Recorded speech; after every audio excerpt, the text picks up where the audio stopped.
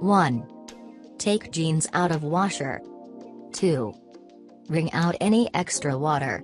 This method only works if the jeans aren't soaking wet. 3. Take a towel, fold it so that it will fit into the leg of your jeans and place it in the leg. 4. Turn your iron on the highest heat setting suitable for the jeans. Start to iron. 5. Hold and move the ironer out a lot.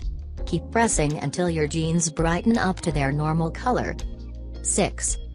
Repeat on the other leg. Continue until the jeans are dry enough to wear. Any residual dampness will dry off during wearing, provided it's a warm enough day.